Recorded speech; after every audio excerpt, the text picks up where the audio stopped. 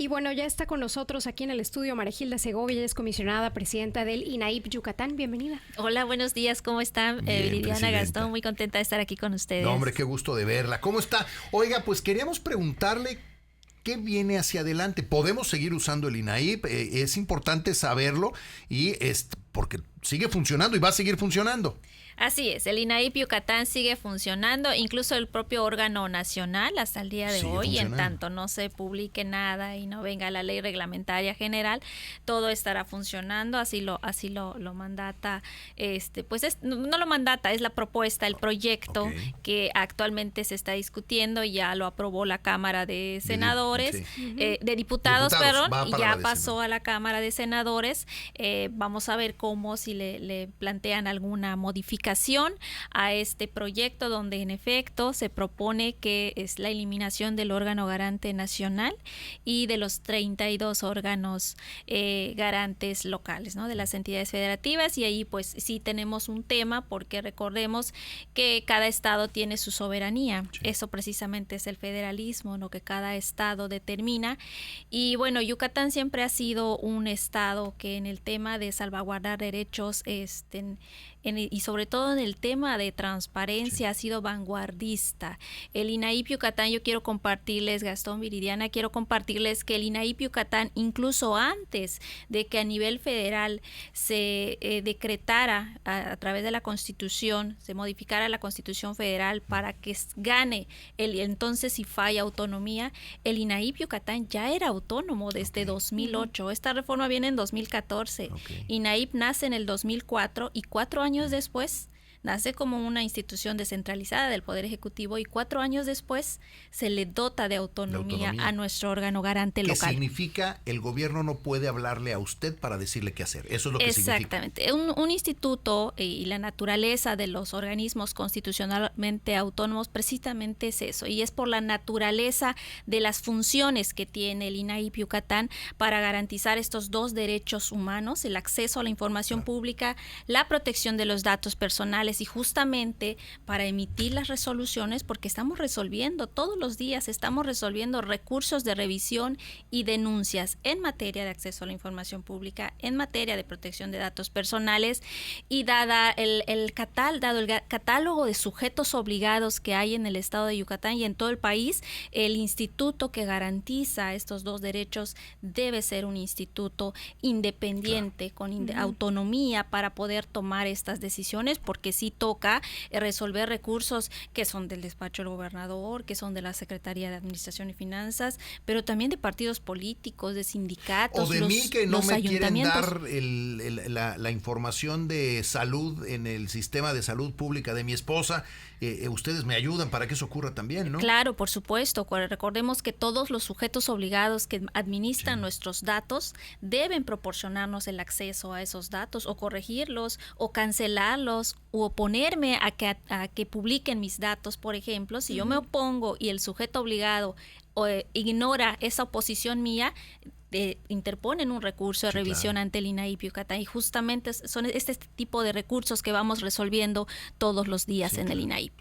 Presidenta, ¿hasta cuándo vamos a poder hacer uso de los servicios del INAIP? Es decir, una vez que se publique en el diario oficial, ¿al día siguiente ya no se va a poder, o cómo va a funcionar? No, todavía viene un largo camino. A nivel nacional está el proyecto. Yo digo proyecto porque en tanto no lo apruebe el Senado, todavía puede sufrir modificaciones esta propuesta. Incluso los comisionados locales le llevaron planteamientos a los senadores.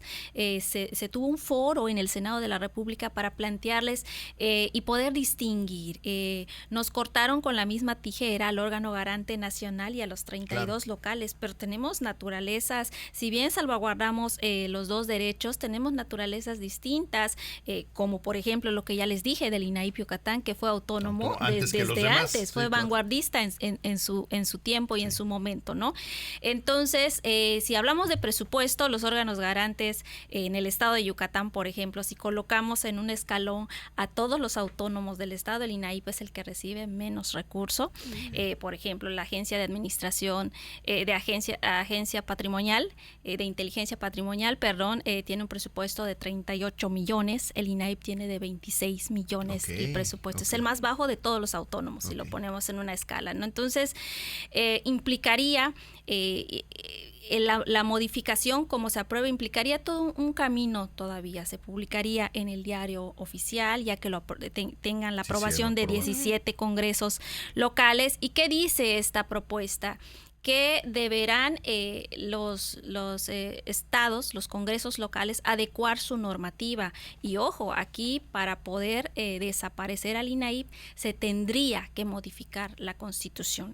Es claro el capítulo donde habla de los organismos autónomos aquí en el Estado. La Constitución en el 75 justamente es donde habla del Instituto Estatal de Transparencia, Acceso a la Información Pública y Protección de Datos Personales. Eso significaría que, déjeme suponer, en el caso específico del Congreso Yucateco, donde Morena no tiene la mayoría calificada, si se trata de cambiar la Constitución necesitan la mayoría calificada, déjeme suponer que la oposición dice, no, el INAIP no desaparece, que desapareció en el resto de los estados. ¿Aquí podría permanecer el INAIP?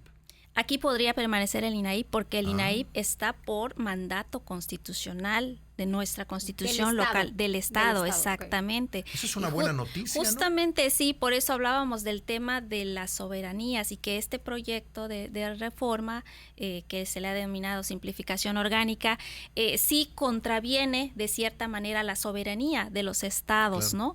Y claro, por supuesto, también, y esto hemos insistido desde el INAIP Yucatán con el diálogo, que haya un diálogo abierto con los diputados, con el propio gobernador, platicar esta situación, y ya lo hemos hecho, hemos tenido pláticas, hay apertura, se han abierto las puertas al instituto para llevar actividades, para capacitar a los sujetos obligados. Entonces ha habido esta apertura.